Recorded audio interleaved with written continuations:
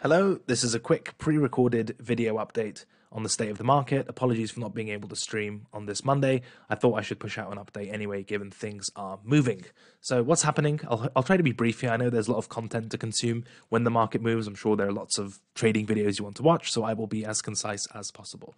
The TLDR of what's happened is that the market has bounced from support in the form of this monthly range low, which we've had on for a while, and it has now bounced or is bouncing towards resistance in the form of this high time frame range midpoint. Now, again, the anchors that we have for these levels are largely self-explanatory, as we've covered at length. Highest close, resistance; lowest close, support; and then you get a range midpoint that comes from that. And we've just taken the liberty of expanding the levels a little bit by boxing out the candles to give us more space. So what did we have? Market trade into support, closed above it, and is now reaching towards the range midpoint. It's the most basic kind of range trade where the market bounces at the range low, support, and is now reaching resistance in the form of the range midpoint. And only if that's broken can you then once again target the range high. It's level to level. Let's look on the weekly time frame, whether things are different. Unsurprisingly, they are not. The only thing about this time frame is it brings me immense pain. I say that in a joking manner, of course. But my basic idea was, I suppose, greedy to some extent, but I stand behind it. I wanted to buy weekly support down here at the range low. My basic thesis was 35k is monthly support, so it's likely to hold or at least offer a bounce, as we've argued on numerous occasions. Therefore, it's reasonable to expect the monthly level not to act perfectly, especially given you look at the deviation above this monthly level before it ultimately did its job. So I was like, maybe I'll get a bit of a wick, a bit of an overthrow, something to catch. And I just thought the weekly range low lined up really nicely as a kind of wick area for that higher time frame monthly level. It didn't go filled and the market moved without me. That's absolutely fine. So what other setups may emerge from this? Now, in general, I'm not a huge fan of shorting outside of maybe really low time frame setups, even though I haven't been terribly active in those. But in terms of where the market is pushing into, it's pushing into resistance, right? We know it's the macro mid-range.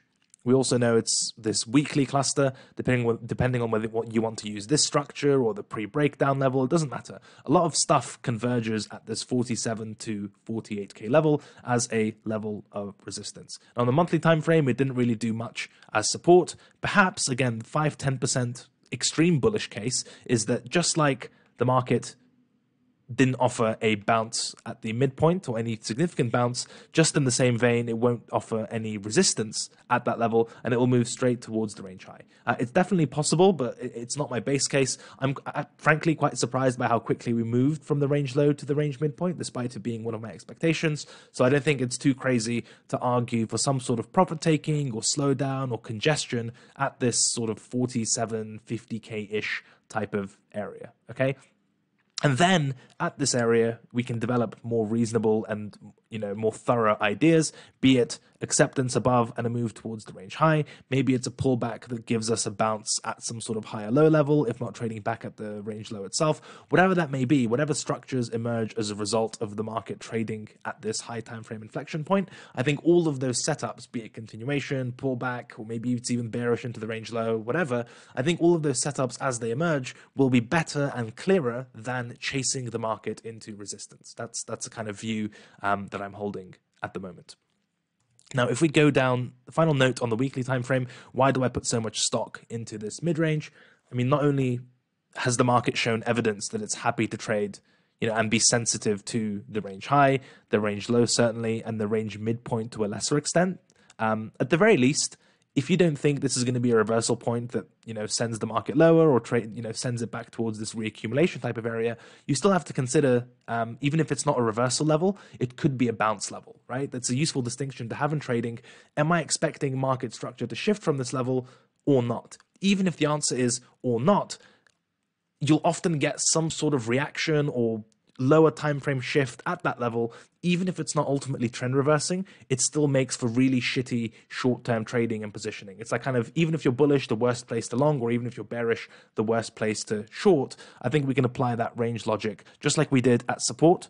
whereby, you know, even if you're the biggest bear ever, why would you sell at 30K? I think in a similar vein, albeit slightly less persuasive, even if you're the biggest bull ever, there has to be a better setup than buying the blind retest of the range midpoint, in my opinion.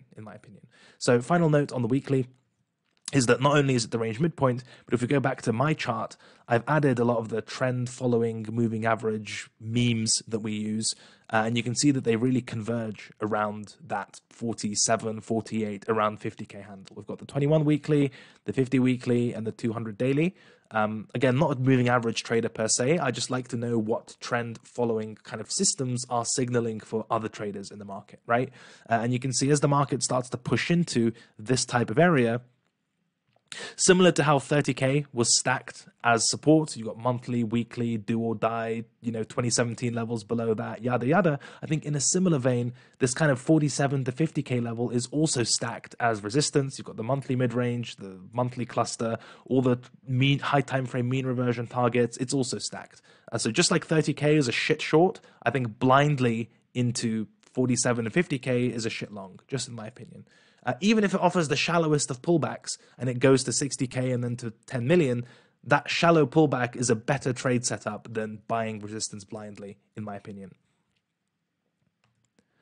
I think that's really the gist of it. In terms of where the market is right now, it's poking above this swing high area. Maybe you get a spike and some sort of reaction, but it's not like a super high conviction prediction in that regard. I think the weekly time frame tells the story quite well in terms of how to assess this. I should really hope that should stop coming up. My apologies.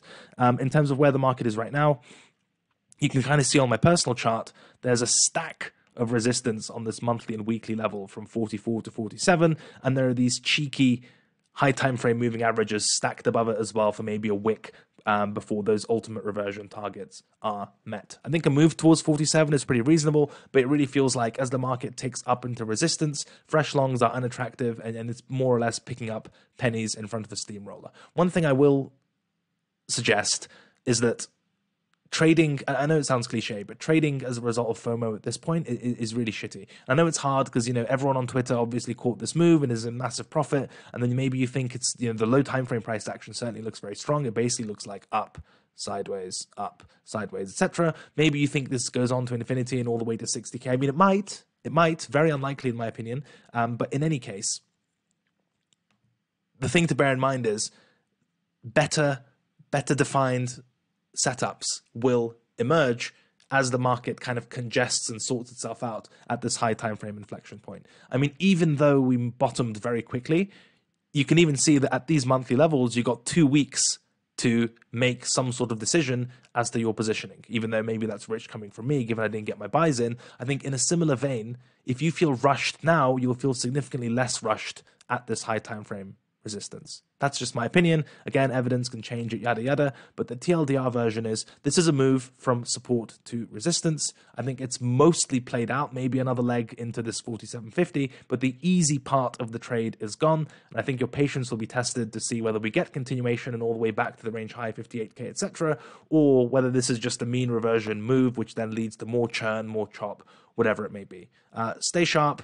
Keep abreast of this high time frame context and sign up to TechnicalRoundup, trletter.com, and also this YouTube channel. But the reason I suggest the newsletter explicitly is because it will come out tomorrow in about 24 hours after this recording, and all our thoughts will be much better organized.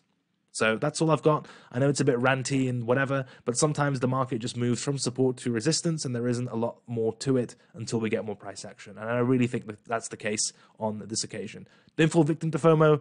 Respect the high time frames, and let's see what the market gives us. Take care, and thanks for watching.